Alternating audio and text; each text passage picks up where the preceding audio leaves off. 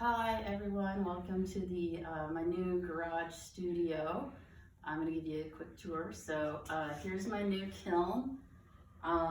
It can do all my castings now, and I'm so excited to have it at my house. Here's how tall it is, so you can see how big it is in there. And these tables are my workstation here. I have a bunch of wax working tools out, glass polishing tools out, and I'm playing around with some new ideas for castings. And right here is my sink. I'll hook this up to my hose outside when the weather's nice, so I can make my molds outside. I love this sink. And here's my wax working area. And then coming around here,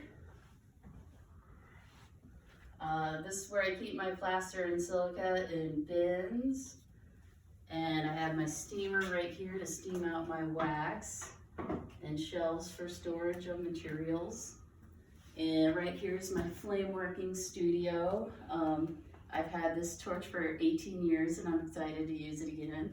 And here's my little kiln for torch working. And right here, this is my glue booth.